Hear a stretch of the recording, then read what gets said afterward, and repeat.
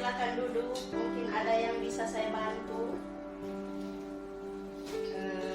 Iya Bu, begini Bu, saya ini mau curhat mengenai permasalahan menurut saya Bu. Apa Ibu bisa membantu saya? Baik Bu, apa yang Ibu ingin ceritakan? Sekarang ini saya kan mengajar di SD Gading Mendung, di mana siswa saya di sana tuh hanya memiliki 5 orang siswa. Saat mengajar, siswa saya itu kurang bersemangat dalam menerima pembelajaran, sehingga sebagai guru saya juga kurang bersemangat dalam memberikan materi. Oh begitu ya Bu. Jadi menurut Ibu, apa yang Ibu harapkan dari percakapan kita hari ini? Yang saya harapkan ini yaitu solusi atas permasalahan saya tentang antusiasme murid-murid saya yang saya ajar itu. Ya. Menurut Ibu Minarti, hal apa saja yang membuat murid-murid Ibu kurang bersemangat dalam pembelajaran? Hal yang menyebabkan murid-murid saya kurang bersemangat, yang pertama yaitu pembelajaran saya sepertinya sedikit membosankan, mungkin terlalu monoton, saya terlalu dominan dalam hal berbicara, bercerita di depan murid-murid saya. Kemudian yang kedua itu mungkin terbatasnya media pembelajaran. Oh begitu ya Bu. Kira-kira apa saja yang dapat membuat murid Ibu membuat murid Ibu bersemangat dalam pembelajaran? Menurut saya, murid-murid pasti menginginkan pembelajaran yang asik, tidak monoton, dan tentunya tidak membosankan. Wah, saya sependapat dengan Ibu. Lalu menurut pendapat Ibu, apa saja yang bisa membuat murid-murid asik dan tidak bosan pada pembelajaran Ibu? Menurut saya, pembelajaran itu harus berpusat pada murid. Murid itu diminta untuk aktif dalam pembelajaran. Kemudian adanya ice breaking yang kita berikan, kemudian games, sehingga pembelajaran itu lebih menarik. Kalau boleh tahu, Ibu Minarti menggunakan sumber belajar apa saja di kelas? Kalau untuk sekarang ini, Bu, saya hanya masih menggunakan buku guru dan buku siswa. Adakah sumber belajar selain buku guru dan buku siswa? Saya pikir Bu banyak.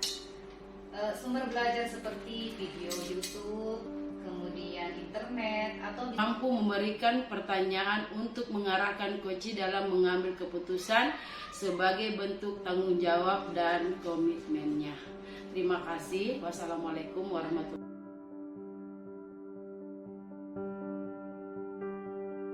Waalaikumsalam Ibu. Waalaikumsalam.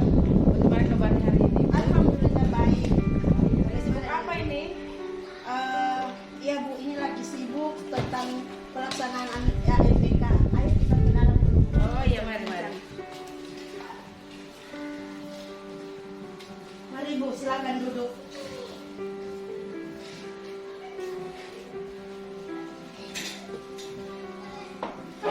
Ya Bu, pelaksanaannya lancar. Namun hasilnya masih jauh dari harapan Ibu.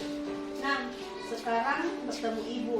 Saya perlu di-coaching nih Bu, tentang pelaksanaan AMBK ke depan agar hasil pekerjaan murid-murid saya dapat maksimal Bu. Oh baik Bu. Semoga dapat mencerahkan ya. Nah, Ibu Rini sekarang apa yang Ibu ingin mendapatkan? Ya Bu, saya ingin mendapatkan pemahaman tentang bagaimana menyelesaikan soal literasi dan numerasi dengan cepat, serta bagaimana membedakan literasi dan numerasi pada saat pelaksanaan ujian AMBK. Soalnya AMBK tahun ini murid-murid saya nilainya sangat kurang Bu.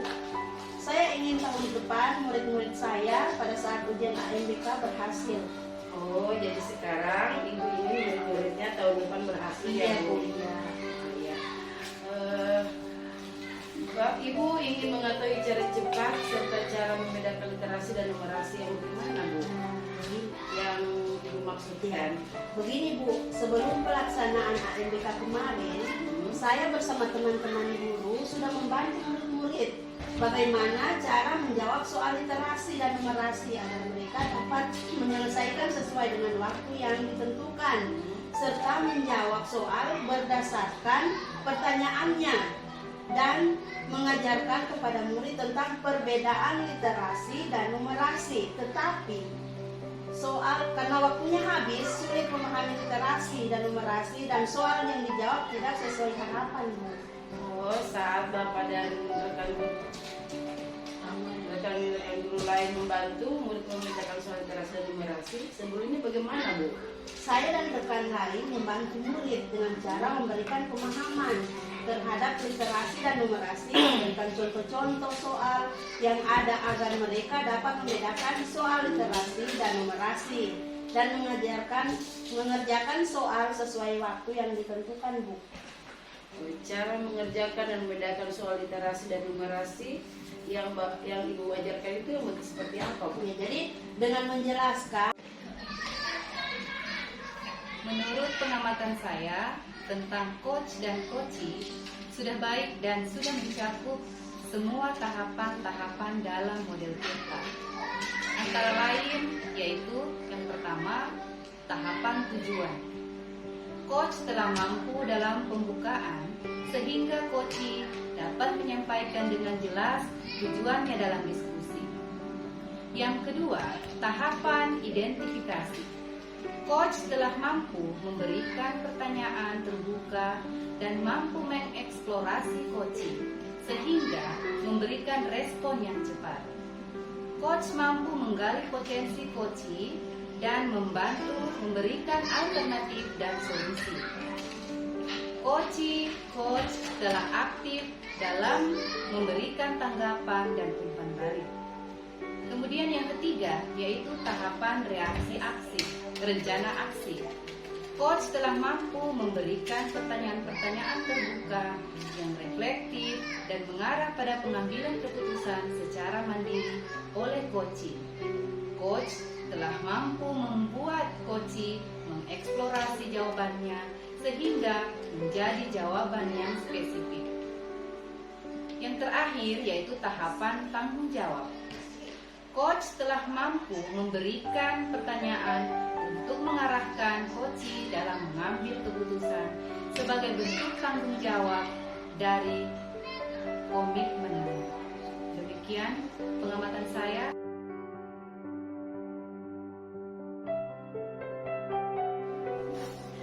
Assalamualaikum, Ibu. Waalaikumsalam. Mari, Bu. Ya, makasih.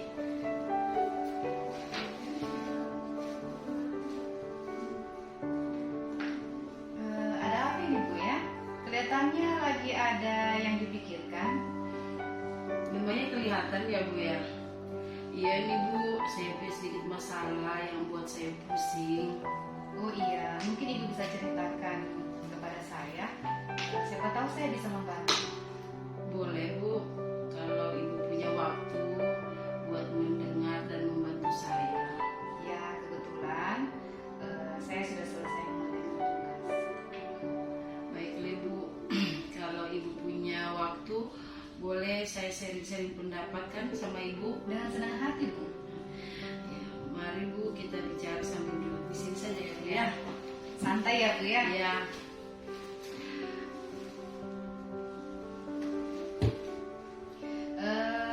Sekarang apa yang ingin Ibu ceritakan yang mengganggu pikiran Ibu saat ini sehingga terlihat sangat suntuk seperti tadi, Bu?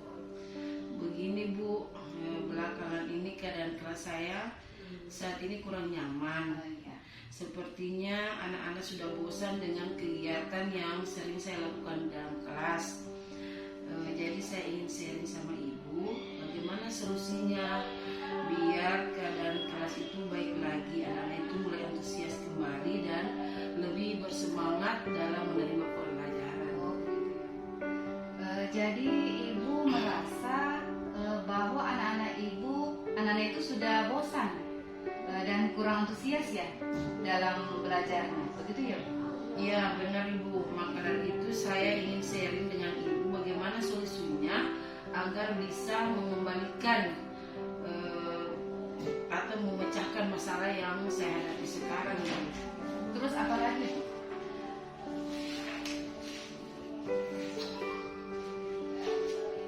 Iya, saya ingin agar anak-anak kembali antusias dan terus